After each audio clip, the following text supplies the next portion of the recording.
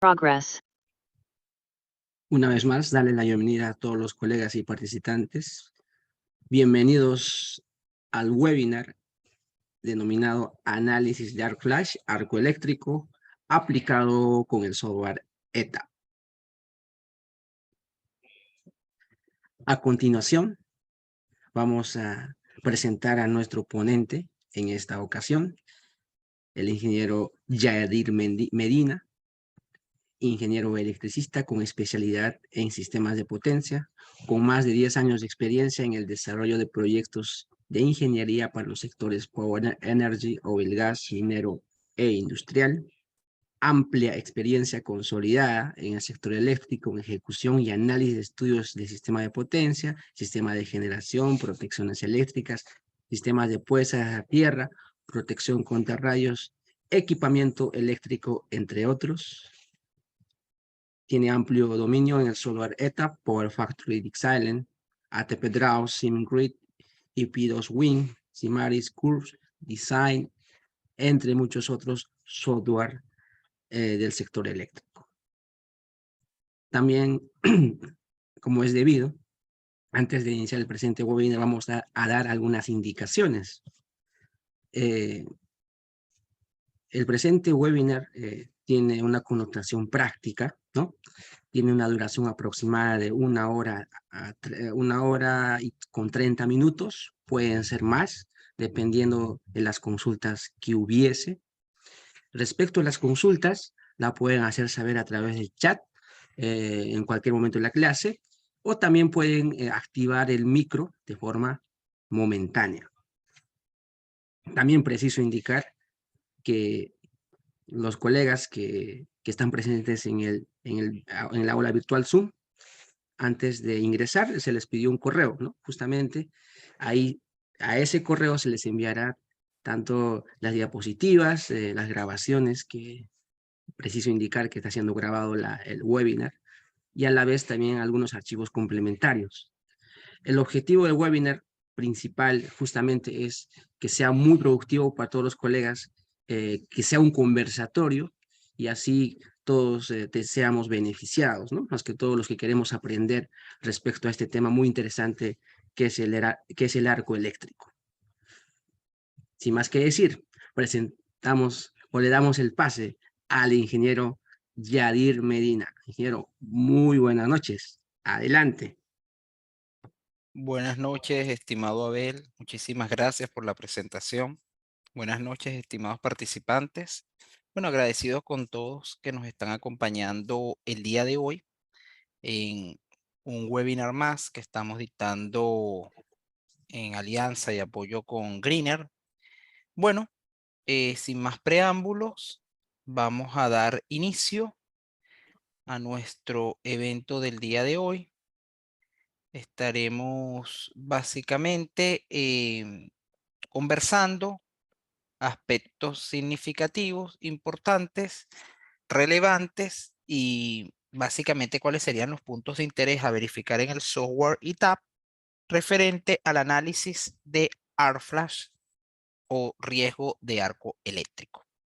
Y este es un tema de muchísimo interés a nivel internacional.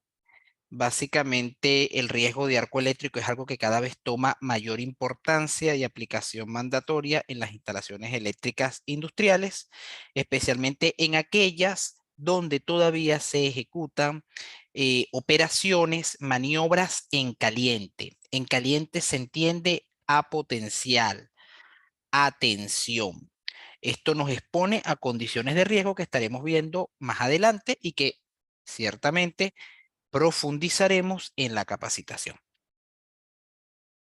Como siempre indico, cualquier consulta, cualquier duda, siéntase en la libertad de realizarla en el momento que precise.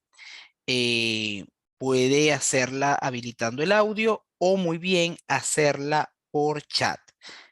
En el caso que no desee hacerla habilitando el audio, recuerden mantener sus micrófonos apagados. Muchas gracias.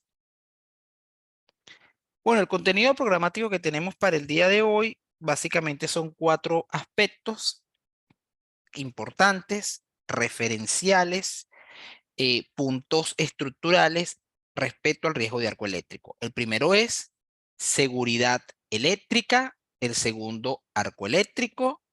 Como tercer punto tendremos equipamiento de protección personal y como último punto, pero no menos importante, el riesgo de arco eléctrico. Bueno, iniciemos con seguridad eléctrica. Entendemos que la seguridad eléctrica son todas aquellas prácticas que nos permiten reducir, limitar o mitigar el riesgo de arco eléctrico.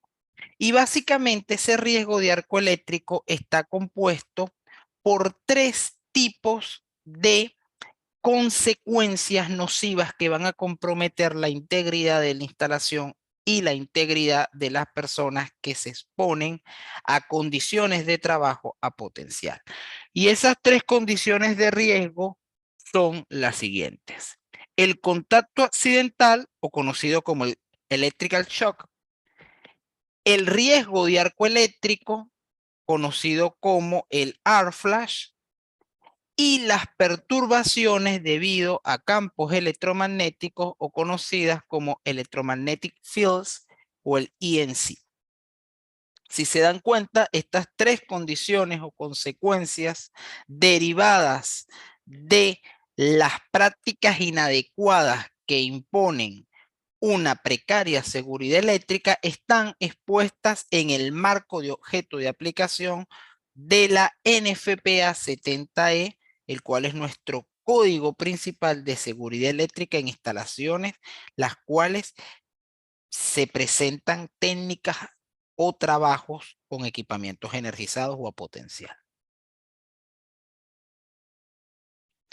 ¿Qué entendemos nosotros básicamente por la gestión de la seguridad, que es la estructura que nos permite la NFPA 70 manejar para poder nosotros reducir, limitar o en muchos de los casos mitigar estas condiciones inadecuadas o consecuentes de la seguridad precaria? Debemos entender que el peligro siempre va a estar latente y el peligro siempre se va a originar por una condición de riesgo. Esta condición de riesgo, si no es controlada, va a provocar una consecuencia severa, crítica, la cual nosotros conocemos como daño. Y ese daño puede ser focalizado en la persona a la cual está realizando un trabajo a potencial y no cuenta con las condiciones de seguridad adecuadas. Ese daño puede estar focalizado a comprometer la integridad del equipamiento, el cual se expuso a un evento de riesgo, o muy bien ese daño se puede ver circunscrito en el medio circundante donde se ha realizado o se ha propiciado la condición de inseguridad. ¿Cómo nosotros podemos realizar un control adecuado de la seguridad? El control adecuado de la seguridad se realiza a través de una adecuada gestión de la seguridad para poder garantizar seguridad eléctrica en todo lo que enmarca y abarca la palabra. Pudiésemos nosotros decir entonces que esa gestión de la seguridad parte de aspectos que denominamos controles de seguridad. Y los controles de seguridad van a ir desde el foco de mayor aplicación eficiente de control de seguridad al foco de menor efectividad o eficiencia de esa aplicación. De forma, digamos, anónima, entendemos que va desde el punto de la fuente que propicia el riesgo al receptor, el cual está susceptible al daño. ¿Cuáles serían estos controles efectivos? Los controles efectivos son eliminación de condiciones inseguras, sustitución de equipamientos que no cumplan con condiciones adecuadas conforme a las normativas internacionales, adecuados controles de ingeniería, los cuales se presentan en las fases de diseño, aislar, señalizar y poder disgregar o segregar áreas las cuales estén energizadas o a potencial y poder llevar un archivo y control administrativo de cada una de las labores y trabajos. Por último, poder tener un equipamiento de protección adecuado. Si se dan cuenta, si nosotros garantizamos la eliminación de las condiciones inseguras, la sustitución, los controles de ingeniería, aislar y los controles administrativos, la efectividad que minimicen las condiciones de riesgo van a ser más eficientes a que nos focalicemos o apliquemos directamente el equipamiento de protección personal o el Personal Protection Equipment. ¿Cuál es la realidad que sucede hoy en día en las instalaciones eléctricas? No pensamos en eliminar condiciones inseguras, no verificamos que el equipamiento cumpla con las normativas internacionales, las condiciones de diseño ciertamente son precarias en gran parte por el poco training o entrenamiento, conocimiento, expertise, know-how de las personas que estén realizando diseño y por ende queremos realizar como condiciones paulatinas de seguridad, equiparnos con equipamientos inadecuados no categorizados a las condiciones de riesgo reales, lo cual va a traer como consecuencia peligro severo y daño a las personas, equipamientos y medios involucrados en la condición insegura. Por eso siempre digo, no pensemos al momento de realizar trabajos con tensión en ponernos el casco, los guantes, las chamarras o los chaquetines con un APFB adecuado. Pensemos primero en verificar condiciones inseguras en el medio circundante. Pensemos en las condiciones de sustitución no normativas o normalizadas en el equipamiento. Pensemos en los controles de ingeniería que se pudieron haber ejecutado en las fases de diseño. Aislemos, zonifiquemos y segreguemos la condición, atención, energización y realicemos controles administrativos y protocolicemos las labores o los trabajos a potencial y tensión. Esto nos va a garantizar mayor efectividad. Si nosotros verificamos un poco las estadísticas y vemos las probabilidades de ocurrencia en los accidentes eléctricos a nivel internacional, nos vamos a dar cuenta que un 36% de estos son debidos al contacto accidental, al shock eléctrico. Básicamente a condiciones que no cuentan con un nivel de aislamiento o rigidez eléctrica adecuada. Un 16% de estos son indirectos, no son directos, son contactos indirectos debido a condiciones precarias en la instalación. Lo interesante de esto es que el 48% de estas condiciones que propician accidentes eléctricos son debidos a riesgo de arco eléctrico. Es la gruesa, es la preponderante. Aproximadamente 30,000 incidentes de arco eléctrico se registran anualmente en los Estados Unidos conforme al anuario de la NFPA.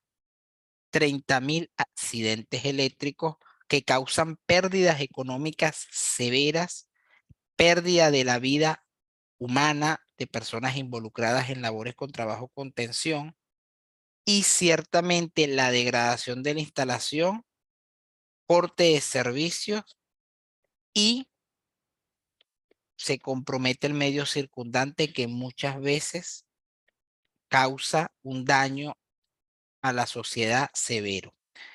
No quiero involucrar, que es un punto muy importante a tener en cuenta, los costos económicos, las demandas en laudos y en tribunales debido a cláusulas por incidentes de riesgo que se pudieron haber evitado y las no operaciones de las reaseguradoras, las cuales no cubren ante condiciones inseguras que ciertamente no sean digamos, categorizados previamente ante las labores o trabajos con tensión. ¿Qué entendemos después de ver todo el marco de seguridad eléctrica y de las condiciones que propician el riesgo? ¿Qué entendemos entonces que es el arco eléctrico o el arc flash? Es una descarga disruptiva que sucede entre dos electrodos. Lógicamente estos electrodos están a una diferencia de potencial. Esta diferencia de potencial genera campo eléctrico circundante severo. Recuerden que el campo eléctrico son líneas radiales a cargas puntuales a potencial, que cuando éste tiene un alto gradiente tiende a ionizar el medio circundante de él. Por lo general este medio circundante es aire, el aire tiende a tener una rigidez dieléctrica de 1 kilovolt por centímetro a una atmósfera. Por lo general, si hay una atmósfera polucionada, contaminada, o estamos básicamente a alturas muy elevadas por encima del nivel del mar a partir de los 1000 metros, la rigidez dieléctrica del aire es más débil porque la densidad del aire es menor, hay menos presión y se propicia la condición de cortocircuito severo, es decir, el flameo o la descarga disruptiva. Este proceso de ionización es catalizada. Recuerden que en la ionización hay un desplazamiento errático de cargas. Este desplazamiento errático crea un nuevo estado de fase. Ese estado de fase lo conocemos como el cambio de estado gaseoso a un medio plasmático. El plasma es una liberación elevadísima de temperatura. Esta elevación de temperatura genera radiación térmica ultravioleta e infrarroja extremadamente elevada y además de eso, onda de choque expansiva por el desplazamiento de cargas en forma de avalancha. Esto vamos a tener sonido, presión y estruendo y va a traer como consecuencia la defragación de gases y vapores ionizados que tienden a ser tóxicos en función al proceso físico-químico que se presenta en la degradación de la integridad de los materiales que conforman a los barrajes y al cuerpo estructural de los tableros. Si vemos una imagen un poco más detallada de lo que sucede en este evento, nos vamos a dar cuenta que vamos a tener dos electrodos. Para que tengan una idea, estos dos electrodos básicamente pueden ser los terminales de dos alimentadores que llegan a los polos de potencia de un interruptor, pueden ser dos extremos de dos barras, pueden ser ciertamente los terminales de una máquina eléctrica, etcétera. Estos dos terminales, a diferencia de potencial, al momento que se presenta la ionización, hay una descarga disruptiva. Esta descarga disruptiva va a traer como consecuencia la liberación de vapores tóxicos, típicamente de cobre, si es el material metálico, conformado también por estaño como recubrimiento de las barras. Esta liberación tiene una expansión de 67 veces mucho mayor a la de una explosión convencional debido a un cortocircuito controlado en la cámara de arco de un interruptor. Estos vapores, repito, van a ser tóxicos. Viene acompañado de radiación ultravioleta e infrarroja, típicamente con un destello luminoso de 1 por 10 a las 6 luces. Para que tengan una idea, se acerca a 1/3 de la iluminancia solar típica en el meridiano. Hay una liberación de una onda de choque expansiva a una presión de unas 30 toneladas por metro cuadrado. Esto viene acompañado de un sonido, un estruendo entre 120 a 165 decibelios por encima de los 80 tolerables con seguridad auditiva y liberación de metralla.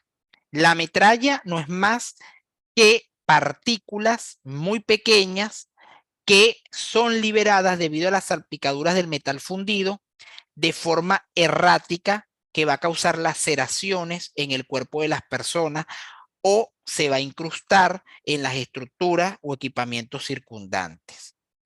Esta radiación térmica ocasionada por la radiación infrarroja y ultravioleta, para que tengan una idea, tiene una energía incidente de más de 20.000 grados centígrados. Imagínense lo elevado y los daños que va a causar en quemaduras electrotérmicas que las vamos a ver más adelante. Bueno, ¿cuáles serían causas y ocurrencias de riesgo del arco? Lo primero es herramientas y objetos metálicos que se pueden desprender del equipamiento eléctrico por una mala reposición en una fase de mantenimiento, por dejar herramientas olvidadas, por haber hecho un ensamblaje inadecuado, una integración no conforme al estándar normativo internacional ISSI 1439, parte 1 y parte 2, o conforme a la IEEE 37 20.1, ambas requerimientos de ensamblaje de equipamientos en baja tensión, que es donde están las condiciones por lo general más severas, contactos accidentales entre electrodos energizados, sedimentación de partículas sobre electrodos debido a atmósferas polucionadas y especialmente en aquellos equipamientos que no tienen un grado de protección IP óptimo, o equipamientos que están fabricados para emplazarse en ambientes interiores y se emplazan en ambientes intemperies con atmósferas no solamente polucionadas, sino ambientes agresivos y corrosivos. Cortocircuitos severos debido a condiciones internas y externas del equipamiento. Esto pasa mucho. Tenemos tableros principales con altos niveles de cortocircuito por diseño que alimentan tableros seccionales, pequeñas longitudes donde el equipamiento de protección de corte contra corrientes de cortocircuito no es el más adecuado, fue especificado de forma inadecuada. Operaciones inadecuadas sobre los dispositivos de maniobra, diseño inadecuado en los cubículos del equipamiento, no se respetan las distancias, digamos, mínimas de seguridad y de aislamiento eléctrico, hay distancias inadmisibles, no se respetan los procesos de fabricación y de ensamblaje de los tableros, existen errores en la instalación y los procedimientos de maniobra, operación y trabajo son totalmente inadecuados. ¿Cuál es el objetivo típicamente al momento de ejecutar un estudio de riesgo de arco eléctrico? El primer objetivo principal, macro, es poder limitar el riesgo de la pérdida de vida de personales que operen y trabajen en equipamientos a potencial. Eso es lo principal. Como segundo objetivo, vamos a tener directamente limitar el riesgo de daño y degradación del cuerpo estructural del equipamiento ante eventos de ARFLAS. Debe siempre cumplirse una igualdad fundamental, una condición sine qua non, que es que el rating del ARFLAS del equipamiento sea siempre superior a la condición de riesgo de la energía incidente preponderante. Si esto no es así, entonces se va a precisar con detalle y bajo condiciones de limitación de riesgo de arco eléctrico un estudio de riesgo de arco eléctrico, que hoy por hoy siempre se recomienda en todos aquellos equipamientos que se maniobren a potencial o que no tengan condiciones de maniobra a distancia.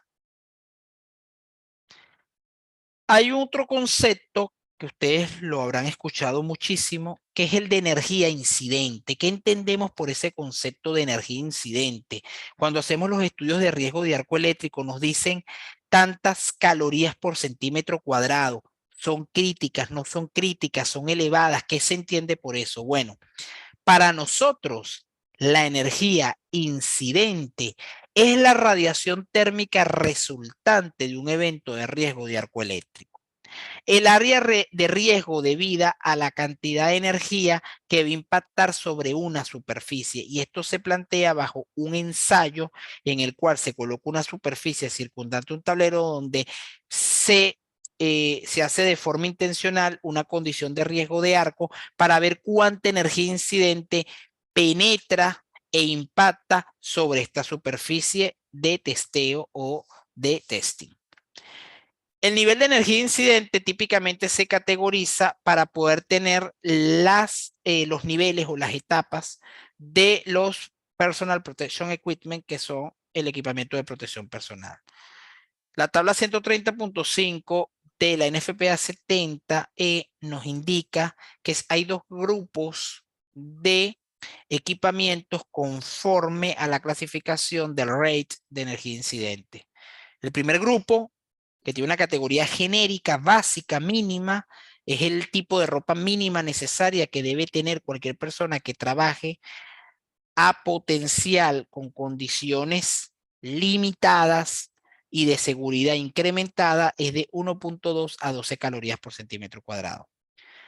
Todas aquellas personas que trabajen a potencial en condiciones de riesgo crítica severa y que no cuentan con seguridad incrementada, deben tener equipamientos de protección personal categorizados a más de 12 calorías por centímetro cuadrado.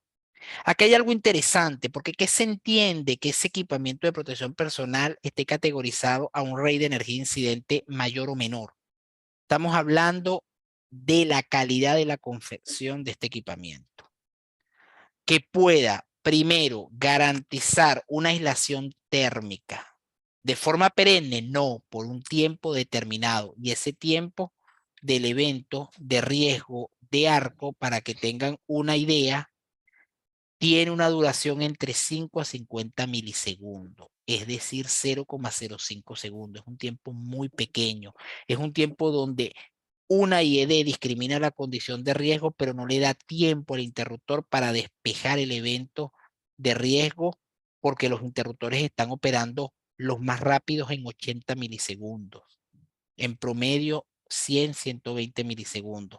Entonces requerimos una calidad de el equipamiento de protección adecuado que genere barrera de aislación térmica, que presente adecuada protección física contra laceraciones o contra la penetración de partículas que van a viajar con la onda expansiva. De igual forma, necesitamos que dicha ropa sea de un material que en caso de degradarse no sea absorbido de forma contraproducente por la piel de las personas expuestas, lo que tiende a pasar mucho con los polímeros, especialmente con el poliéster. Se derrite y ese plástico lo absorbe la piel, esa piel queda degradada y debe ser retirada, limpiada en un proceso que es extremadamente doloroso, donde se pierden muchísimas, digamos,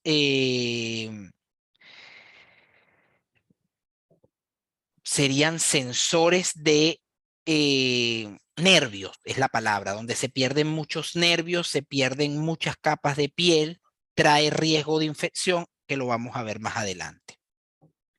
¿Cuál es el límite básicamente de protección contra un arco eléctrico? El límite de protección contra el arco eléctrico va a depender de la distancia la cual se presente el evento de riesgo de arco y la distancia de trabajo que se haya utilizado en esta condición. Estas distancias típicamente están correlacionadas a la reducción de energía incidente. Y la reducción de energía incidente para nosotros va a ser 1,2 calorías por centímetro cuadrado, especialmente en aquellas superficies que den hacia la cara, pecho, que son las partes más preponderantes y que tienen el porcentaje de superficie de piel más importante para no garantizar la pérdida de la vida del ser humano. Si se compromete con quemaduras electrotérmicas, cara, pecho completamente de la persona, las probabilidades de que esa persona sobreviva son muy remotas. Estos límites de aproximación se estudian de la siguiente forma. Vemos una imagen que nos va a dar una visión básicamente de cómo es un cubicle. Tenemos una primera barrera, límite de protección contra riesgo de arco. Es la distancia que debemos garantizar si no estamos trabajando con tensión y estamos contiguos al equipamiento, que ciertamente está fallado en ese instante que sucede el evento de riesgo. Después tenemos un espacio limitado, es el límite de aproximación que nosotros lo vamos a violar si vamos a realizar trabajos con tensión. Por eso la tendencia a nivel internacional no es realizar trabajos con tensión. Posterior a esto tenemos un límite de aproximación restringido. Para que vean, el límite de aproximación limitado es cuando ya yo abro el equipamiento, el enclosure, y me introduzco en él. El restringido es cuando ya yo me expongo al cubicle interno donde voy a poder ver el arreglo de electrodos. Posterior a esto tenemos lo que es la configuración de electrodos que están expuestos. Ya eso está en un área que se denomina espacio prohibido. Hay una distancia mínima directamente, la cual debe respetarse para poder realizar el trabajo con tensión. Y esto nos lo especifica NFPA 70. Si nosotros vemos estos ejemplos de estos límites en un tablero, creo que alguien tiene el micrófono habilitado. Por favor, si lo puede apagar. Gracias. Si nosotros vemos un tablero, básicamente para ver esas distancias nos vamos a dar cuenta que tenemos el primer límite o barrera, el azul, es el límite contra riesgo de ARFLAS, a que existe un menor riesgo del evento, porque yo estoy a una distancia donde ya esa energía incidente se ha limitado igual o a menos de 1.2 calorías por centímetro cuadrado, que es básicamente el grado de protección genérico que tiene la ropa en general de algodón. Después hay una distancia límite verde, que es el límite de aproximación, y el equipamiento está abierto y yo me estoy introduciendo en él. Tenemos el amarillo, que es la distancia mínima horizontal de trabajo que yo debo respetar si voy a trabajar con tensión. Ya el naranja es una condición restringida, que yo puedo violar un poco esa distancia de trabajo, pero me debo robustecer con el equipamiento y va a haber un límite donde ya el equipamiento me va a limitar movimiento físico y puedo empezar a entorpecer mis labores de trabajo. Por eso debe garantizarse que con las herramientas de seguridad hay una distancia de trabajo horizontal. El rojo, que es introducirnos adentro del cubicle, eso es prohibido.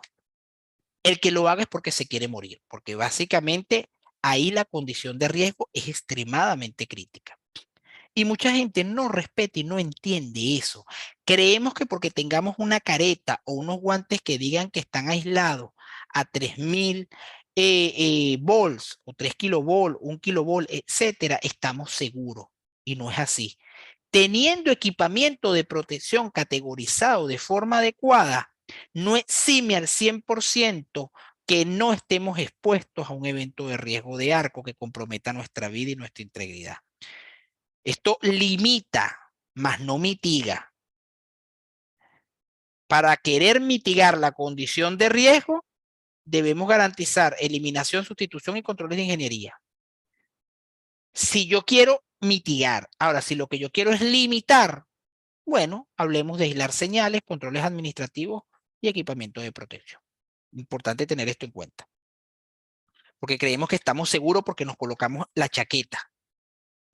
La realidad es que no. Y otra cosa, el equipamiento de protección se vence. No es que este equipamiento dura de forma eterna, se degrada. Hay unas condiciones para poder mantenerlo y debe ser de uso personal, lo cual no se respeta en muchas empresas. Tenemos equipamiento de protección que se empieza a compartir y que se vuelve del colectivo, que se degrada por una mala utilización. Esto es muy importante reforzarlo y tenerlo también. Bueno, como tercer punto, hablemos de ese equipamiento. ¿Y qué entendemos por el equipamiento de protección personal? Los EPP en español o los Personal Protection Equipment en inglés. Bueno, son dispositivos de protección de barrera de uso individual. Es el último recurso que no mitiga, pero limita, no de forma eficiente al 100%. Y este ciertamente permite realizar trabajo con tensión, minimizando condiciones de riesgo. Hay un concepto que se utiliza en el equipamiento de protección personal, que es el Rating R-Flash del EPP, denominado ATPV, R Thermal Protection Value. El ATPV básicamente es el indicador que nos permite a nosotros poder categorizar la resistencia de barrera de energía incidente prevista en un evento de riesgo de arco. Es decir, el grado de confección de los materiales con los cuales se realizó ese equipamiento de protección personal. Hay 4 categorías que denomina NFPA 70E. Si se dan cuenta, categoría 1, el ATPV es superior al genérico, que es de 1.2 calorías por centímetro cuadrado. Este ya está en 4, estaríamos hablando aproximadamente 16,75 Joule por centímetro cuadrado. Vean que es una remera continua, tipo sudadera, se le dice en algunos países, protege extensión del pecho, cuello corto, corrido, extensión de protección de hombros y brazos, se usa pasamontaña, pantalón, nada de poliéster ni polimérico, algodón con confección doble y directamente careta con protección de mentón y cuello, lógicamente casco. Esta vestimenta básicamente debe complementarse con anteojos, protección auditiva, guantes de cuero y calzado de trabajo con rigidez dieléctrica no menos de 1.1 kilovolt. Categoría 2, ya estamos en un ATPB de 8 calorías por centímetro cuadrado, es decir, 33,5 joules. Ya se utiliza un camisón mucho más robusto, más sólido, la confección es más adecuada y se complementa la careta con gafas de seguridad. Ya para la categoría 3, donde pasamos a 25 calorías por centímetro cuadrado, ya nos complementamos la misma ropa que teníamos anteriormente en la categoría 2, pero agregamos chaqueta parca completa, agregamos overall o jumper continuo de refuerce de barrera, una careta continua que llega a extensión del pecho, guantes de seguridad directamente que sean, en este caso, de goma hule con el grado de protección y el ATPB adecuado, gafas, protectores auditivos. Y por último, el 4 con una confección superior a 40 calorías por centímetro cuadrado. ¿Se quedan aquí? No. La normativa de revisión para el 2023 ya está en el draft evaluando una categoría 5 y fabricantes ofrecen categorías incrementadas de 80 calorías por centímetro cuadrado, 120, 140, 210, 250 y 300 calorías por centímetro cuadrado. Esto para trabajos con tensión y en condiciones de riesgo severas. Recuerden que todo esto que comentamos, NFPA 70E. ¿Qué nos dice IS 61482, parte 1, parte 2? El enfoque de la categorización tiene únicamente dos clases. Clase 1, una energía de arco transmitida de verificación de 158 kilojoules. Básicamente, esto permite un tiempo de duración y de protección de 500 milisegundos, 0,5 segundos, con una corriente de prueba de 4 kiloamperes. Estos son ensayos de prueba que categorizan el equipamiento en tipo 1, tipo 2 o clase 1, clase 2. No tiene la categorización NFPA y se solicita que el refuerce del equipamiento sea de forma escalar a las condiciones que se hayan previsto como energía incidente más desfavorable que podamos tener. Por último, pero no menos importante, consecuencias sobre el personal que opere el equipamiento. Bueno, el siguiente. Quemaduras severas de segundo y de tercer grado debido a energía incidente, laceraciones por metralla, pérdida parcial total de la vista por el destello luminoso, pérdida parcial o total de la audición por el estruendo, colapso del sistema respiratorio debido a la inhalación de vapores tóxicos, múltiples contusiones en el sistema óseo-muscular debido al impacto de choque contra cualquier otro cuerpo estructural contiguo, shock o colapso del sistema nervioso debido a la exposición del impacto del arco voltaico y típicamente proviene posterior coma inducido, muerte debido a la combinación severa de consecuencias indicadas previamente. Esto es lo que básicamente nos estamos exponiendo a trabajar a potencial y mucho más en condiciones de inseguridad eléctrica. Consecuencias sobre el equipamiento. Existen también. Degradación mecánica del equipamiento debido a las solicitaciones electrodinámicas, degradación del acabado del equipamiento debido a las solicitaciones térmicas, indisponibilidad operativa por colapso estructural, destrucción parcial o total del equipamiento por la alta presión y la radiación térmica, degradación físico-química de los electrodos debido a la elevada circulación de corriente en un medio ionizado. ¿Cuál es una de las consecuencias de riesgo más severas? Las denominadas quemaduras electrotérmicas.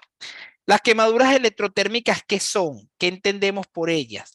Son la principal consecuencia de muerte y daño en personas que trabajan con tensión en instalaciones donde hay riesgo de eventos de arco eléctrico.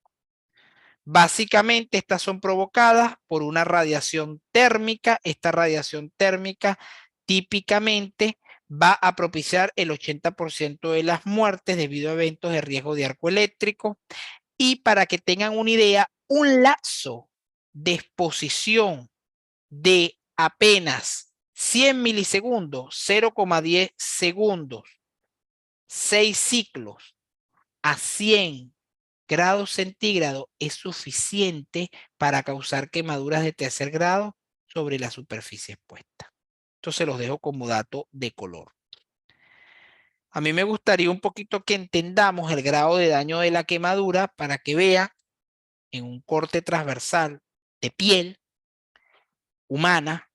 Tenemos en la parte superficial epidermis, es una capa que nos garantiza barrera de protección contra el medio circundante. Tenemos poros, vellos. Después tenemos la dermis, es una capa donde se encuentran cada una de los nervios que nos permiten poder tener sensaciones de calor, de frío, poder propiciar un mayor detalle de en la dermis de lo que sería las superficies, las texturas. Y por último tenemos la hipodermis, que es la más débil, la hipodermis donde ya tenemos básicamente la concentración de nutrientes, de linfa y plasma, básicamente de todo nuestro órgano de mayor longitud, que es básicamente la piel. La quemadura de primer grado, vean cómo degrada básicamente ¿a quién? A la epidermis. La quemadura de segundo grado degrada sustancialmente a la dermis y esa degradación en la dermis causa daño de los nervios. Perdemos sensibilidad, perdemos toda parte de protección contra el medio exterior. Tercer grado, ya no tenemos ni epidermis ni dermis, empieza la necrosis de la hipodermis. Para que tengan una idea, las personas tienden a morir en función a cuánto se compromete básicamente de la extensión de la quemadura. Hay una regla que se conoce como la regla de Wallace, la regla del 9%. El pecho tiene una ponderación de 9%, la cabeza 9%, el abdomen 9%, cada extensión de brazo 4.5% y las piernas 9%. Si nosotros tenemos comprometido una extensión del 40% de nuestra piel, ya esto es condición sine qua non para causar la muerte por quemaduras electrotérmicas. Es decir, pecho, abdomen, cabeza, pecho, abdomen, brazos, abdomen, piernas, ya es condición mínima para nosotros poder morir por quemaduras electrotérmicas. Cuando usted se quema, ha experimentado que le sale una ampolla. ¿Qué pasa? Degrada epidermis y dermis de forma parcial. La ampolla empieza a generarse. ¿Por qué? Porque como ya la piel no puede respirar de forma continua y refrigerar el área quemada, porque los poros se han tapado, porque se ha degradado la piel, la hipodermis empieza a generar suero debido al proceso de transferencia plasmática. Ese suero es un proceso de refrigeración natural. Ese suero va a querer recuperar dermis y epidermis y se genera la ampolla líquida, la ampolla con ese líquido en el interior, que es refrigeración. Ahí hay un proceso donde empieza a ver ciertamente lo que se denomina internamente el colapso del sistema nervioso y la deshidratación de la persona porque se está generando muchos sueros y la superficie quemada es amplia. ¿Qué hace la gente de forma, digamos, por ignorancia? Revientan la ampolla. Cuando usted revienta la ampolla, sale el suero, expone al medio exterior la dermis degradada, porque ya no hay epidermis, y parte de la hipodermis. Vienen bacterias se genera infección más suero, pero no logra superar el daño que tiene que refrigerar más la infección y empieza un proceso en cadena denominado necrosis. Entonces, la persona colapsa y muere. Bueno, esto ha sido un primer bloque para entender un poco de forma resumida y detallada qué sucede con la condición de la seguridad eléctrica y del riesgo de arco eléctrico. Ahora, me gustaría que entendiéramos un poco con el software ITAP, básicamente, antes de cerrar nuestro webinar, cuáles son los aspectos más importantes al momento de realizar un estudio de riesgo de arco. Lo primero es que nosotros debemos realizar un sistema de gestión de la seguridad, identificar condiciones de riesgo. Para esto tenemos que categorizar el equipamiento. Y en la categorización del equipamiento hay una opción en el software que se llama el Enclosure Editor. El Enclosure Editor es básicamente una opción que tiene esta herramienta de análisis de sistemas de potencia, que es poder clasificar estructuralmente cómo está nuestro equipamiento eléctrico. Si se dan cuenta acá, nosotros tenemos distintos equipamientos. Tenemos un primer equipamiento, un switchgear denominado main bus, que tiene una llegada y dos salidas. Tenemos después una subestación que también está compuesta por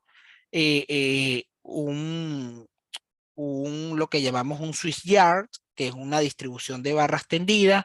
Tenemos tableros, etcétera. Cuando nosotros nos vamos al Enclosure Editor, se van a dar cuenta que todos los tableros que usted tiene categorizados, el type que le indique, los que sean switchgear, switchboard, son equipamientos interiores, open air, que son barras tendidas o switchyard, NCC, que son MCCs, los Motor Control Center, los centros de control de motores, etcétera. Cada uno de ellos va a tener una clasificación y distribución del enclosure. Si se dan cuenta en este switchgears, yo tengo básicamente 3 cubículos que tienen una configuración. Uno me indica bus 1 y el otro me indica CB22 y CB23. Bus 1 es una llegada, CB22 y CB23 son salidas.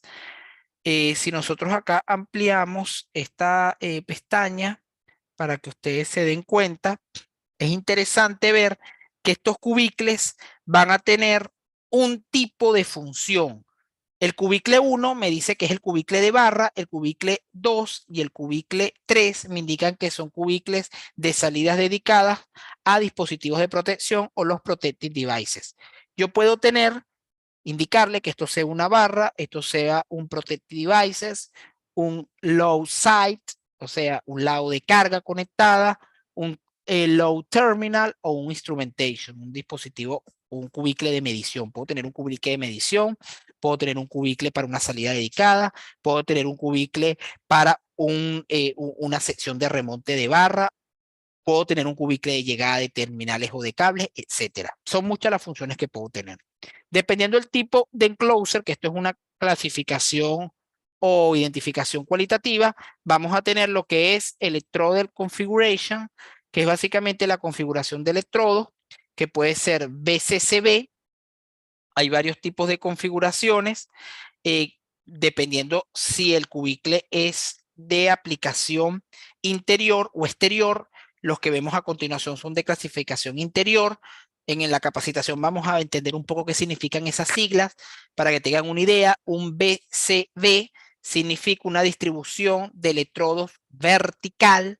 Esa distribución de electrodos vertical es simple. Tenemos un BCBB, es una distribución de electrodos vertical con seccionamiento a través de un dispositivo de maniobra o de corte, y tenemos el HCB, que es una distribución de electrodos horizontal. La horizontal, siempre pongo el ejemplo, los bushings de un transformador que estén en disposición transversal a la cuba. La vertical es lo típico que tenemos en la instalación de un interruptor, un contactor, etcétera. Es interesante y es importante tener el tipo de distribución de electrodos, y sí, porque la distribución de electrodos, la geometría, interviene en gran medida en el evento de riesgo y en la condición del arco o la descarga disruptiva que se puede presentar. Posterior a esto, nosotros debemos categorizar las dimensiones, el height, width y el depth de lo que sería el alto, el ancho y la profundidad que vamos a tener en este cubicle, y posterior a esto debemos indicar si el cubicle es aislado, es un enclosure insulation o no. Estas son condiciones que se van parametrizando en una secuencia de análisis que posterior nos van a poder permitir demostrar probabilísticamente la ocurrencia del evento de riesgo de arco y la condición más desfavorable de la energía incidente. Posterior a esto, después tenemos parámetros como son el WD. El WD es básicamente el área óptima que tenemos para el impacto restringido de la energía incidente. Después tenemos el gap, que es la separación entre electrodos para poder medir cuánto será la condición de esa descarga disruptiva. Indicamos la corriente de cortocircuito máxima desfavorable. La corriente de cortocircuito máxima desfavorable puede partir de un estudio de cortocircuito o viene limitada en función a la valoración de la corriente de arco que se introduce en función a la resistencia de arco, y hay una metodología para estimarla, que eso lo veremos con más detalle en la capacitación. Debemos indicar el FCT. El FCT es lo que se denomina como el Fault Clear Time, es el tiempo de despeje de la falla o de actuación del dispositivo. Ese tiempo puede depender en función a la característica, en este caso, eh, tiempo corriente. Nosotros le decimos típicamente TCC, el Time Current Curve de los dispositivos de protección, o puede ser un phase FCT, un tiempo fijo que usted ya le define. Entonces, cada una de estas condiciones deben definirse en el equipamiento para poder nosotros especificar la condición de evento de riesgo de arco. Fíjense que cuando nosotros, después que especificamos cada una de las fases del equipamiento, debemos realizar un estudio de riesgo de arco y debemos ponderar cuánto es esa corriente de arco crítica que nos va a propiciar la energía incidente. Esa corriente de arco va a depender en función al nivel de tensión donde se esté realizando el estudio. Para que tengan una idea, si nosotros estamos realizando un estudio de riesgo de arco en una instalación en baja tensión o en media tensión menor a 15 kilovolts, la corriente de arco va a ser un valor que va a tener implícito un D-rate en función a la corriente de cortocircuito. Ya cuando nosotros estamos en instalaciones superiores a los 15 kilovolts, la corriente de arco y los factores que se aplican va a tender a ser igual a la corriente de cortocircuito. Por eso debe especificarse el método. La normativa para poder realizar el estudio de riesgo de arco de forma adecuada es IEEE 1584. El IEEE 1584 tiene una serie de condiciones que se deben evaluar: el tipo de corriente de cortocircuito, debemos verificar la limitación para poder obtener la corriente de arco, la denominada IB/F. Debemos verificar las condiciones de contribución de las cargas, la limitación de la energía incidente, etc. Posterior, se debe establecer el clearing time, que es el FCT, el for clearing time, el tiempo de despeje. ¿Cómo lo vamos a hacer? Verificándolo por el estudio de protecciones. Lo vamos a hacer limitando un valor fijo. Debemos establecer también los parámetros del equipamiento de protección que se van a tener fijos por IEEE 1584. Ya se tienen unas dimensiones en función al tipo de equipamiento, o es un valor definido por el usuario.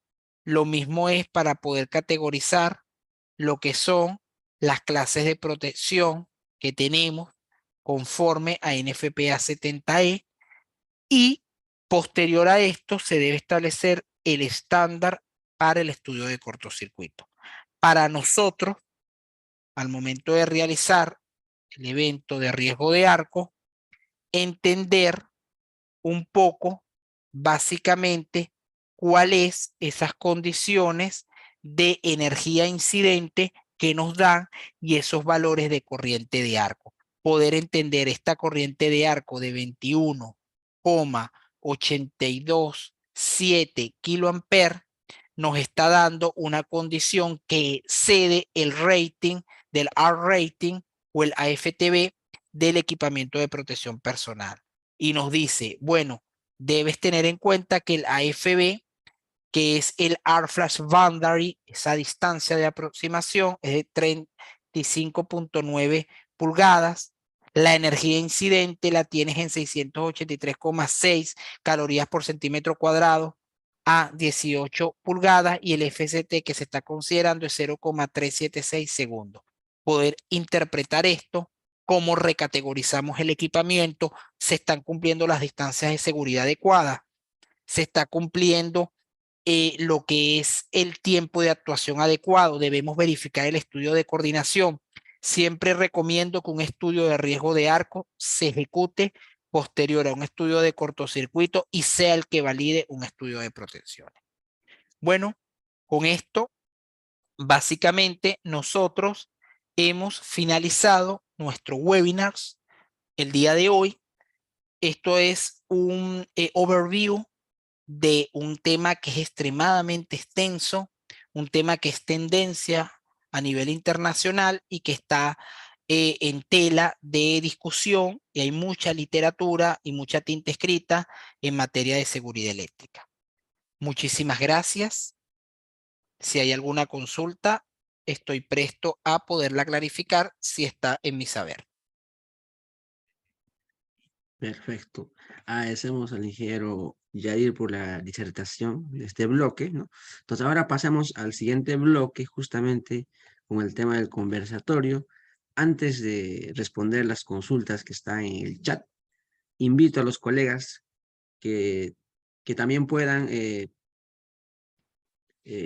vía audio, ¿no? Dar su opinión, algún comentario o alguna consulta también. Primeramente vamos a iniciar con el caso del tema del audio y luego pasamos al caso de las consultas vía chat.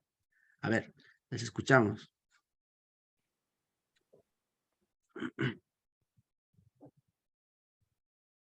¿Algún colega por chat, perdón, por audio, momentáneamente puede activar y puede preguntarnos o alguna opinión, alguna experiencia?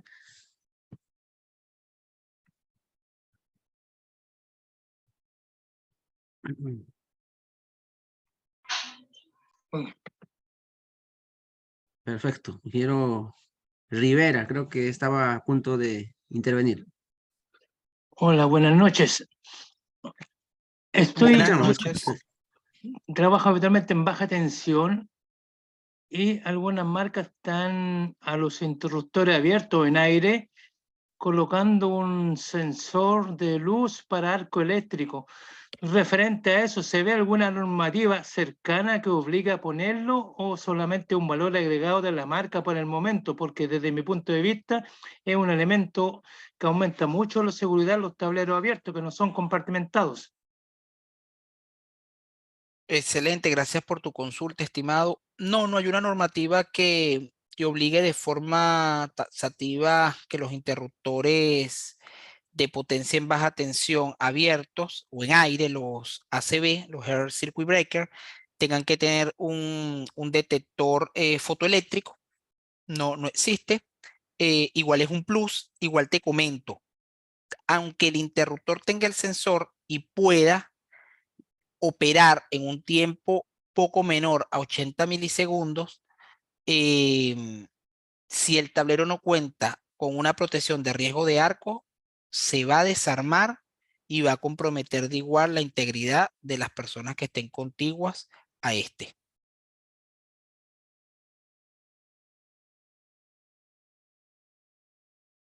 Correcto, muchas gracias. A vos, gracias. Perfecto. ¿Listo? ¿Algún comentario más vía audio? Tal vez algún colega que quiera comentarnos o consultarnos también.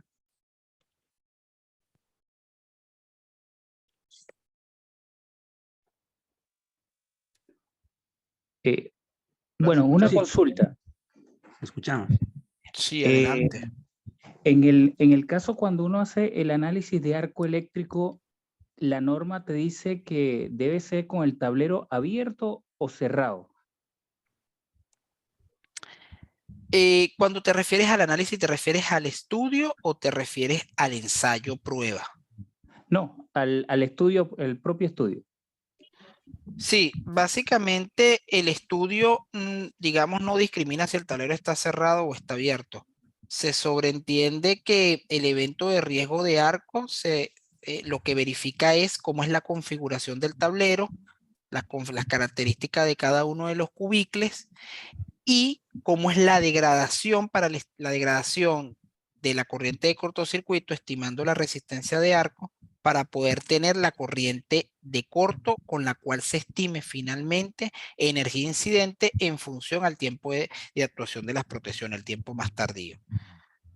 Ahora, si es una prueba de fábrica, prueba tipo, es prueba destructiva, este ensayo se hace con el tablero abierto, simulando una maniobra de trabajo con tensión a distancia de seguridad. ¿Se entiende? Recuerden que el evento de riesgo de arco no es que es imposible que suceda con el tablero cerrado, pero probabilísticamente la ocurrencia de que suceda con el tablero cerrado es porque hubo negligencia de las personas que previamente han desenergizado el tablero y lo energizan posterior con una herramienta que dejaron internamente en el arreglo de barraje o en algún elemento potencial porque no contaron con una lista de verificación de herramientas. Las condiciones típicas que suceden en el evento de riesgo de arco es que el tablero tiene algún cubicle abierto, expuesto, y se está realizando un trabajo con tensión. ¿Se entiende esto? Sí, sí.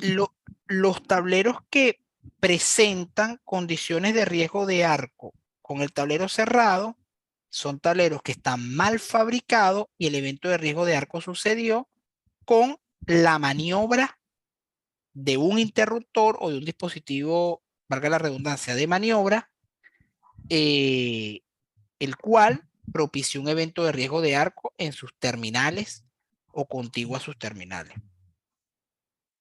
Pero es decir, cuando el tablero está cerrado, aún yo puedo sobrepasar el límite de arco, porque como el tablero está cerrado, en teoría ese límite de arco es cuando hago el cálculo con el tablero abierto, o no lo puedo sobrepasar. Sí, hay algo que hay que entender. Si sobrepasas el límite de arco es porque vas a hacer un trabajo con tensión.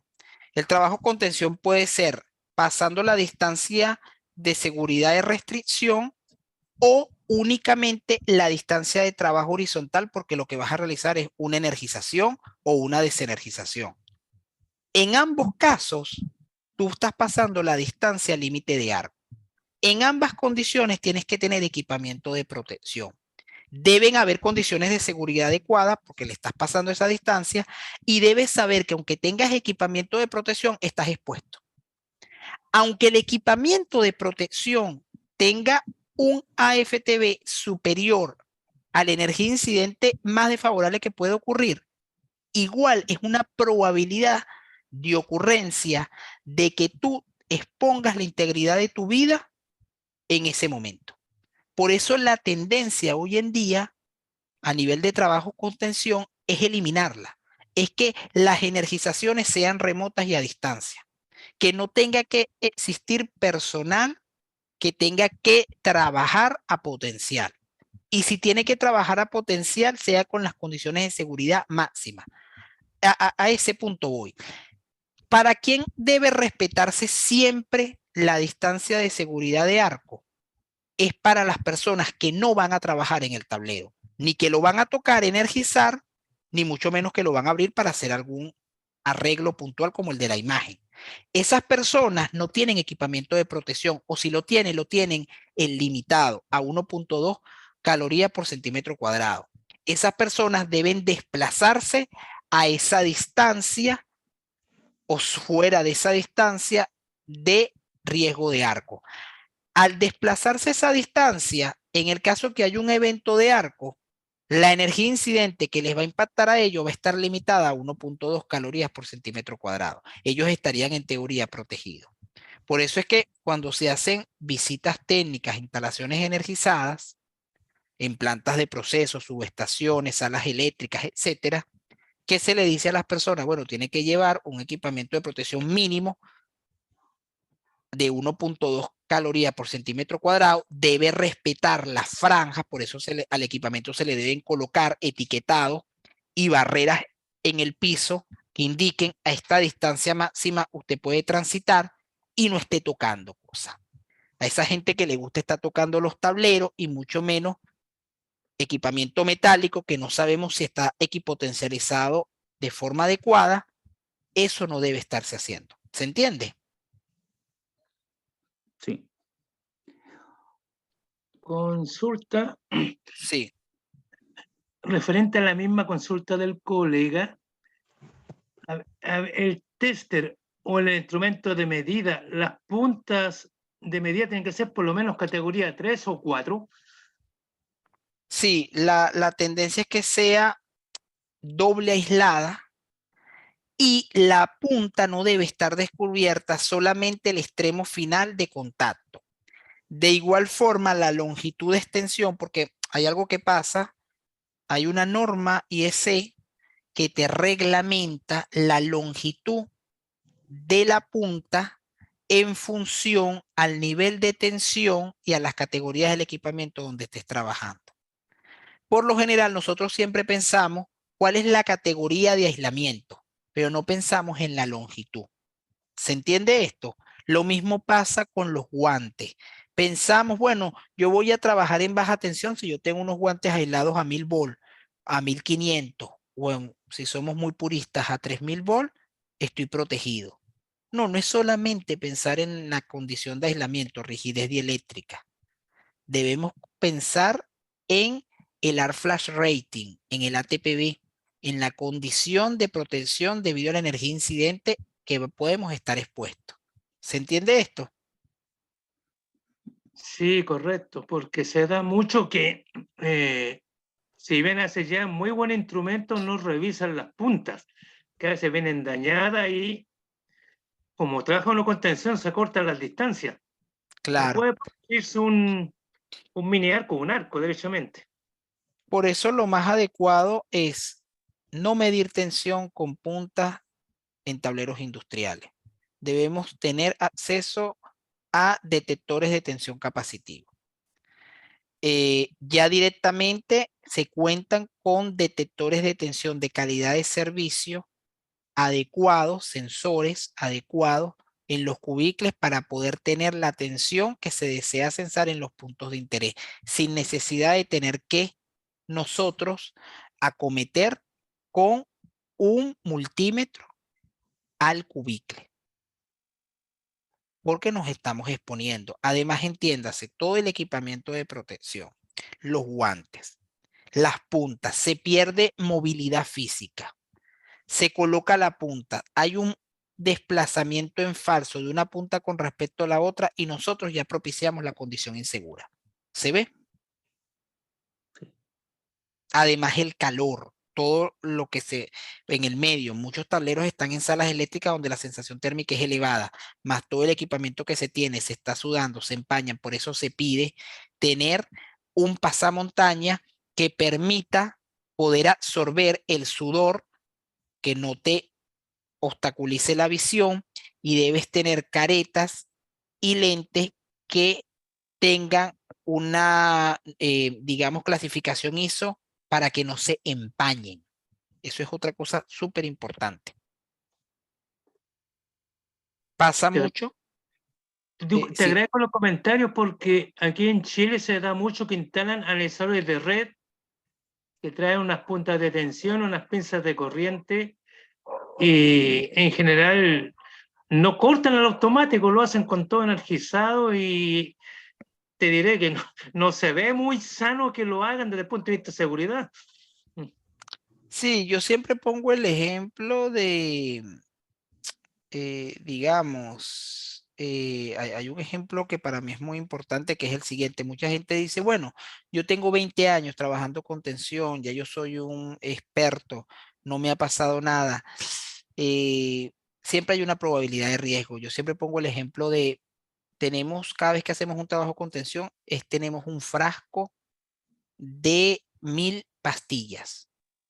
Una te mata. Las 999 hacen que te ganes $1 millón.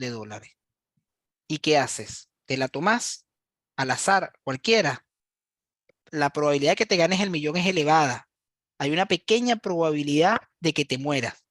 Habrá gente que no se la toma, habrán otros que sí. Bueno, así sucede con la condición de evento de riesgo. Puede haber las condiciones de que nunca sucede el evento de riesgo, pero puede llegar el momento que sí. Y bueno, la persona se tomó la pastilla y murió. Muchas gracias, Yadir. A vos, gracias a vos. Excelente. Vamos a pasar a la siguiente consulta. Bueno, para los colegas que tal vez por X razones van a estar retirándose, ahorita vamos a seguir respondiendo las consultas. Preciso indicar que las diapositivas y también la grabación del presente webinar serán compartidos a más tardar en el día jueves, ¿no? O si no, mañana, a todos los colegas que proporcionaron sus correos al momento de inscribirse en el webinar taller, ¿no? Si por algún motivo no se pudieron inscribir y están en el aula virtual Zoom, les invitamos a integrarse a nuestra comunidad, más que todo a los grupos, ya que por X razones, cuando no llega el correo o por otro medio, más que todo la información del webinar, como son diapositivas, grabaciones, cualquier otro detalle o documento de soporte, por medio de WhatsApp también podemos compartirla. Es una forma más directa de acceder a la información, ¿no?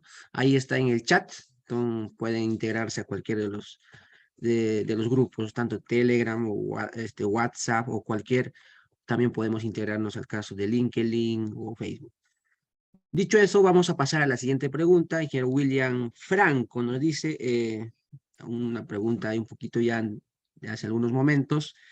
Según la definición, ¿se puede considerar como arco eléctrico cuando ocurre en la apertura de desconectadores de alta tensión? Ya que la definición menciona que ocurre ante un cortocircuito, ¿no? Eso es lo que comentó William Franco. Sí, recuérdense que el riesgo de arco eléctrico ocurre básicamente cuando hay una descarga disruptiva entre dos electrodos a una diferencia de potencial. La condición de cortocircuito es cuando hay un contacto accidental entre dos electrodos que tienen una diferencia de potencial. Hay dos conceptos que no debemos confundir. Uno es el arco eléctrico y el otro es el arco voltaico. El arco eléctrico sucede porque hay un contacto accidental entre dos electrodos, lo cual genera una descarga disruptiva. Eso es arco eléctrico. Lo que sucede en los seccionadores, cuando usted abre un seccionador bajo carga, en alta o en media tensión, y en baja tensión, lo mismo, el seccionador es un elemento de maniobra que en líneas generales no está especificado, a menos que así lo indique, para interrumpir corrientes de carga y mucho menos corrientes de fallo de cortocircuito. Entonces, en ese momento, al momento que usted desplace la cuchilla va a tratar, al momento de desplazarse, se va a presentar un arco voltaico que va a tratar de oponerse al cambio previo que lo anticipaba, que era la energización. Entonces, en ese momento de desenergización va a haber un arco voltaico severo. Fíjense que ese arco voltaico, ¿por qué se mantiene? Porque hay elevado campo eléctrico que empieza a debilitarse a medida que se va desplazando la cuchilla. Pero ese campo eléctrico, en el momento que se va desplazando la cuchilla, como el gradiente es elevado, es fuerte, él va a empezar a ionizar el medio circundante, que es el aire. Empieza a generarse un canal imaginario, un canal conductivo. Ese aire ahí circundante empieza a propiciar un canal ionizado que permite que ese arco esté directamente, físicamente y palpable, se vea. Por eso es que muchos sesionadores tienen un accionamiento rápido de actuación para debilitar ese arco. O se utilizan algunos medios como es, digamos, una cámara en vacío, donde propicie la extinción más rápido, el soplado magnético, entre otros. Pero son dos cosas totalmente diferentes. El arco voltaico a el arco eléctrico. ¿Se entiende? Perfecto. Sí. A ver, vamos a la siguiente consulta. Bueno, hay un colega, Lenin Natera, ya creo ese comentario ya lo resolvimos vía audio. Lo comenta Lucio Sortija. ¿Qué tipo de material es el más recomendable? O qué material tiene mayor durabilidad? Supongo se refiere al tema de los tableros, ¿no? No, básicamente o sea, la durabilidad del cuerpo estructural de los tableros. Los tableros básicamente se fabrican de acero, por lo general. Los que son metálicos, los que no son poliméricos, y tienen un tratamiento a diamagnético y epóxico en la calidad de lo que sería el recubrimiento de la pintura. La calidad del cuerpo estructural, lo que se busca es que tenga una estructura óptima para poder aguantar las solicitaciones mecánicas debido a la condición del evento de riesgo de arco. Perfecto. Listo, acá Lenin nos comenta, la NFPA 2021 tiene dos grupos de energía, ¿no? De 1.2 a 12 calorías por centímetro cuadrado y mayor a 12 calorías por centímetro cuadrado. Para estos dos grupos también se indica los CPP requeridos. Los dos grupos, Ujú. sí, Sí, sí. Sí, coméntanos, ingeniero. Escuchamos. sí. Los dos grupos son dos categorías principales y generales para indicar que el equipamiento genérico básico está desarrollado con ropa de algodón a 1.2 y ya cuando utilizamos equipamiento de protección categorizado para riesgo de arco, está típicamente a partir de las 12 calorías por centímetro cuadrado. Con todo y eso, esas 12 calorías básicamente entrarían en una categoría tipo 2 porque tenemos la categoría 1 a 4 calorías. Entonces eso es como para tener una idea, una visión de cuáles las dos grandes líneas que se mantienen para la clasificación del equipamiento. ¿Cuento con equipamiento o no cuento con equipamiento? Si no cuento con equipamiento, igual debo tener una protección mínima de 1.2 porque yo sé que voy a estar cercano a la distancia de seguridad contra riesgo de arco donde la energía incidente se ha limitado a 1.2. Si cuento con equipamiento de protección, debo tener una protección, una FPV adecuado porque voy a introducirme adentro de esa distancia límite de protección. Es decir, donde la energía incidente va a ser de un valor en función a la corriente de arco estimada. Excelente. Algunas últimas consultas. Acá nos comenta Lucio Sortija, ¿qué parámetros eléctricos tienen mayor influencia en los resultados del estudio de arc flash y la energía incidente?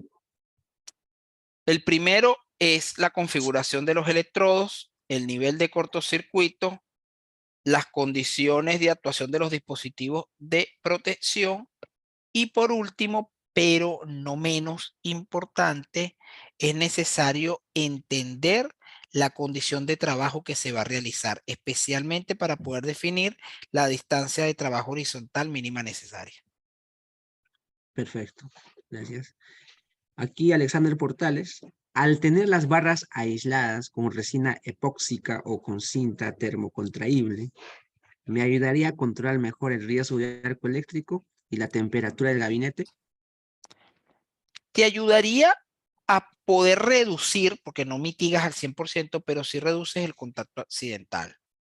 De igual forma, la temperatura no. La realidad es que el polímero, el epóxico, no es un buen, digamos, transmisor de calor. Y el tema de la temperatura va a depender de cómo sea el arreglo estructural y si tienes canales de disipación de vapores y gases en el interior del tablero. Excelente. Últimas 3 consultas. Luis Lucio Sortija dice, ¿el estudio de Arc Flash puede modificar los ajustes del estudio de coordinación de protecciones? Totalmente. Es más, la tendencia es realizar estudios de coordinación de protecciones validados por un estudio de riesgo de arco. Porque muchas veces tenemos que acelerar los tiempos de actuación de los dispositivos de protección para poder reducir de forma adecuada las energías incidentes prospectivas que pudiésemos tener ante eventos de riesgo de arco. Entre más tardío operen las protecciones, el evento de riesgo de arco va a estar presente en tiempos mucho mayores. Y recordemos que solamente una exposición de unos 100 milisegundos ya nos garantiza quemaduras de tercer grado.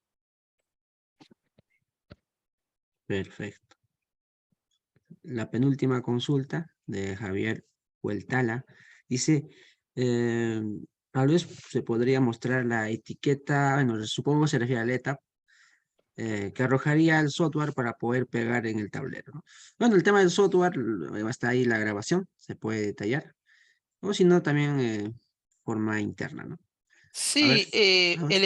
el etiquetado, fíjense que ya después que nosotros hacemos todo lo que es el clasificado y las condiciones de riesgo de arco, nosotros vamos a tener en la parte del report algo que es el label English. Aquí se puede configurar para tener también el etiquetado a través de Crystal Report. Nosotros podemos configurar los distintos tipos de etiquetas. No están normalizadas. La norma te indica lo mínimo que debe tener la etiqueta. Tú eliges la que desees para los tipos de tableros que ciertamente desees. Se puede utilizar un tipo de etiqueta en función a las condiciones de riesgo de arco que ciertamente se han estimado. Entonces, en función a los tableros que nosotros tenemos categorizados, está este diseño que yo seleccioné. Este es el diseño 3.5X7 Warning 1 BAS, donde, bueno, mínimo te tiene que indicar una señal de warning, digamos, de atención, de alerta, donde te dice que estás expuesto a un arc flash and shot hazard, o sea, estás expuesto a riesgo de arco y a contacto accidental. Te debe indicar el AFB, el arc flash boundary, te indica que es de 5.4 pies. Ese arc flash boundary es la distancia de seguridad de riesgo de arco. A menos de 5.4 pies, tú estás expuesto a una energía incidente crítica que va a ser mayor a 1.2 calorías por centímetro cuadrado. A partir de 1.4 pies, estás expuesto a una energía incidente igual o menor a 1.2 calorías por centímetro cuadrado. Después te indica la energía incidente que tienes. Esa energía incidente que vas a tener es la expuesta violando la distancia restringida que es en el interior del cubicle, que es de 5.9 calorías por centímetro cuadrado. Y después te indica la distancia de trabajo recomendable, que es la que se ha condicionado para ciertamente esa labor que se va a realizar en el tablero. Te da la categoría del equipamiento de protección recomendado, te indica el nivel de tensión nominal al cual pudieses estar expuesto un shot hazard voltage, es decir, tú deberías tener equipamiento con una rigidez eléctrica superior a este nivel de tensión. Te indica el limit approach, que es la distancia limitada, 3.5, y te indica el restraint approach, que es a un pie, y fíjate que a esto es donde se está verificando esta incident energy. Y con esto podemos tener distintas, estos serían tipos o arreglos o configuraciones de etiqueta. Por ejemplo, voy a elegir esta. Fíjate que esta es otra. Nosotros también podemos diseñar la que quisiéramos. Te tiene que dar esta distancia. Hay unas que te indican otras condiciones. Fíjate que en este caso, este nos dice la categoría de la clase de aislamiento de los guantes, el insulating glove, un class 00. Te indica directamente el shock hazard. Básicamente cuando remueves el covers o remueves lo que serían la barrera principal del bastidor, y te da como resultado también mayores condiciones con respecto a la seguridad de el tipo de equipamiento de protección que tengas. Entonces, esto está bueno, te dice, mira, si vas a utilizar un camisón, debe tener un rating mínimo de 8 calorías por centímetro cuadrado. Si vas a tener lo que sería una camisa exterior continua, tipo sudadera, es de 4, se te recomienda como mínimo 4.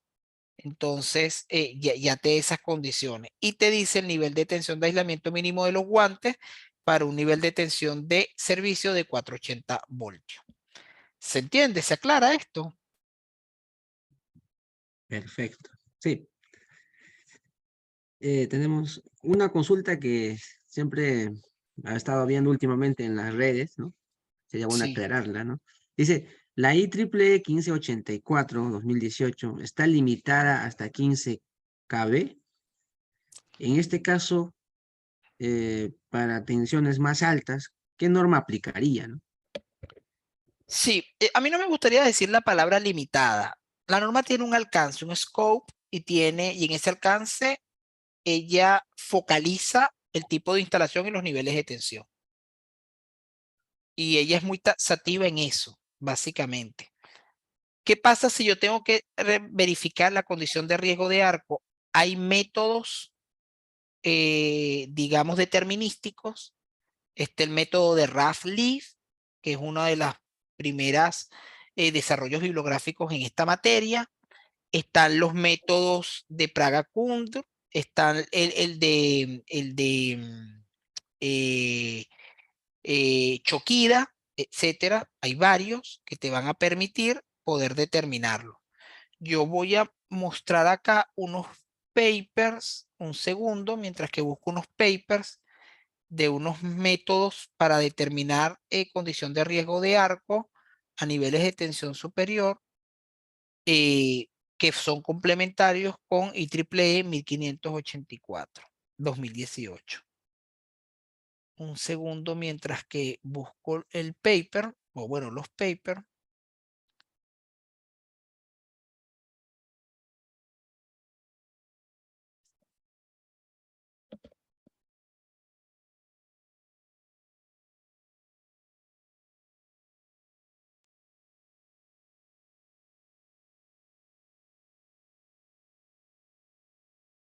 Mientras el ingeniero nos va buscando el tema, preciso indicar que los colegas que por el momento acaban de incorporarse, ya estamos casi ya finalizando el taller.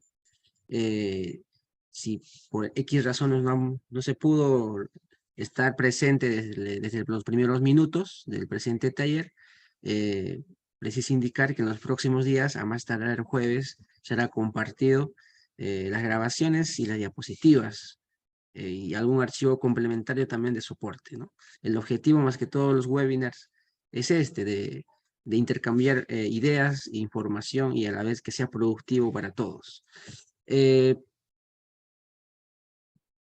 Justamente para los colegas que también por X razones no han podido ingresar sus correos, también en el chat hay un enlace para ingresar a los grupos de Telegram, de WhatsApp o otras redes sociales para que puedan también acceder a la información. Porque siempre sucede en el tema del correo que llega a correos no deseados, correos spam, y eso un poco no ayuda a acercarnos a la información. Adelante, ingeniero Yadir.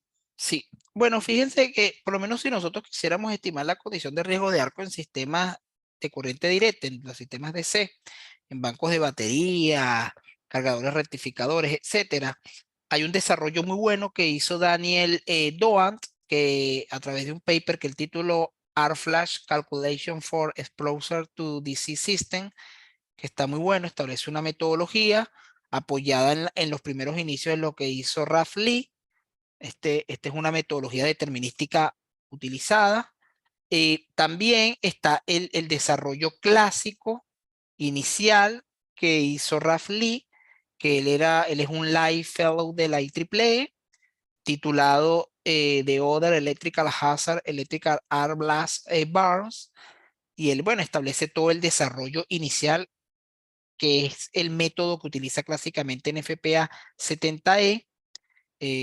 Este señor hizo este desarrollo de forma adecuada y que todavía sigue siendo mandatorio. Y hay otro paper que está muy interesante, que es una revisión bibliográfica muy buena y un aporte que da, en este caso, Wilkins, Allison y Lang. Básicamente ellos dan un nuevo método para poder analizar las condiciones de riesgo de arco a distintos niveles de tensión. Revisan el método de Ralph Lee, revisan la condición determinística de IEEE 1584, hacen unos análisis también a través de ensayos, porque recuerden que todo esto es empírico, y bueno, llegan a unas conclusiones bien interesantes. Entonces, como digo, hay bastante tinta escrita en el tema, y bastantes condiciones, metodologías para aplicar en distintas aplicaciones. Perfecto. Vamos a la última pregunta. Con esto estaríamos cerrando el webinar, ¿no? Igual si hubiese alguna otra consulta, también no duden en escribirnos por interno. Haremos con gusto la respuesta. Dice un colega una pregunta muy interesante, ¿no? Una consulta. Para trabajos en líneas aéreas energizadas de medio voltaje o de media tensión, ¿qué tan prudente es el uso de pantalla arc flash, ¿no? Al producirse el evento de arco? Sí, son adecuadas. Son adecuadas, y las barreras de aislamiento también. Fíjense que también se utiliza mucho lo que es la pantalla, que permite la continuidad del flujo de potencia de la línea con el operador. Hay muchos métodos. Por lo general, la condición de riesgo de arco en las líneas no tiende a ser tan severa como sucede en el equipamiento, porque la condición de que haya contacto accidental por las distancias que se manejan en aire son mucho mayores. Entonces es poco probable. Lo que vamos a estar expuesto es arco voltaico, que es a contacto accidental. Por eso recordemos, una cosa es el arc flash, que va a estar asociado al arc blast, a la explosión por arco eléctrico. Otra cosa es el shock electric, que está asociado al arco voltaico. Y otra cosa es la perturbación por EMC. Son tres cosas totalmente diferentes. Perfecto. Listo. Bueno, hay un colega que nos comenta respecto al tema de protecciones y el análisis de arc flash. Sí, efectivamente, sí hay una relación muy estrecha. Igual ya se respondió hace algunos minutos. Con eso estaríamos finalizando. Como comento una vez más, si hay consultas adicionales, con gusto las respondemos internamente. También acá nos comentan el tema de los papers, ¿no? El detalle de los papers, ingeniero, nos puede comentar que hay un derecho de autor, ¿cómo nos podría decir esa parte? Los colegas comentan por chat. Sí, sí, eso mismo. Hay un derecho de autor. Igual pueden citarlos si cuenta con alguna membresía IEEE. Muchos de los papers son de la PES, de la Power Energy Society. Y si tienen membresía, pueden tener acceso tanto a descarga como a la revisión bibliográfica de estos mismos. Perfecto. Si Listo. no, también hay muchos que también pueden tener acceso en el ResearchGate, o hay otro portal para revisión de papers que es uy, se me fue el nombre, ResearchGate y IHS, Global IHS. Perfecto. Listo, con esto estaríamos, con estas últimas respuestas del parte del cual el ingeniero Yair Medina, estaríamos finalizando el presente webinar. Ha sido muy productivo, ha sido muy interesante. Espero que haya sido también de su agrado a todos los colegas. Agradecemos al ingeniero Yair por sus brillantes respuestas y a la vez también a los colegas por sus preguntas y también a todos los colegas por su asistencia. Preciso indicar que tal como se indicó o mencionó de forma introductoria al inicio del webinar, el tema de arco eléctrico es amplio, ¿no? Hemos estado casi 2 horas, ¿no?, en el webinar. Hemos descubierto que falta detallar muchos temas específicos del tema de arc flash o arco eléctrico. Entonces, como sabrán, este tema es parte del programa de alta especialización que va a iniciar en pocos días. Específicamente, faltan solo 3 días de inicio.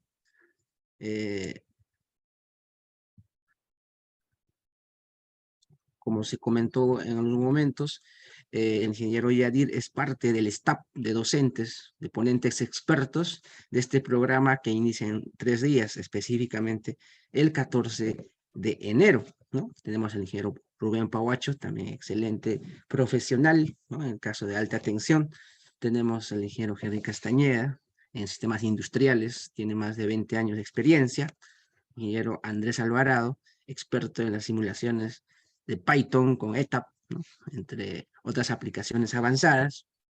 Tenemos el curso 1, preciso indicar que este programa de alta especialización se va a ver desde lo más básico hasta lo más avanzado en la aplicación de ETAP, ¿no?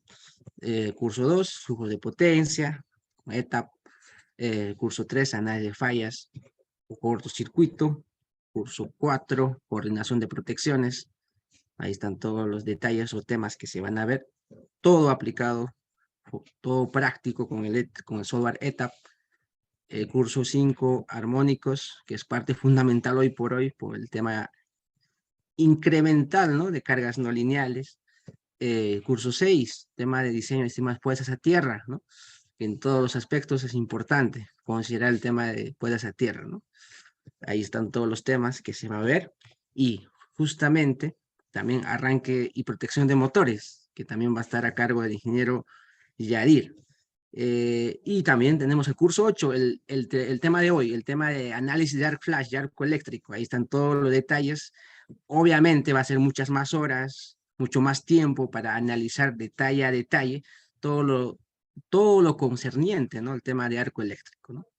Obviamente bajo normativas internacionales y a la vez también nacionales. Tenemos el caso de estabilidad o curso 9, estabilidad del sistema eléctrico de potencia con ETAP, el tema de ya un poco más avanzado, modelado dinámico, el UDM, y finalmente finalizamos con broche de oro el programa de alta especialización con automatización con Python. Como comenté una vez más, faltan pocos días, como digo, 3 días nada más para iniciar este programa, que es parte, como comento una vez más, el tema de arco eléctrico. Con ello estaríamos cerrando este presente webinar. Una vez más, preciso indicar que la siguiente o el presente webinar ha sido grabado, entonces la grabación va a ser compartida, eso sí, de forma gratuita a todos los colegas presentes o a todos los colegas interesados que han dejado sus correos o se han inscrito adecuadamente o se han integrado a los grupos de WhatsApp que ahí están en los comentarios, o Telegram también, o también tal vez algún colega quiere inscribir de forma interna, también lo puede hacer a la página o a los correos correspondientes. Dicho ello, agradecidos a todos por sus preguntas una vez más. Esperamos encontrarnos en próximos eventos gratuitos como estos, en próximos conversatorios que es muy productivo. Todos aprendemos.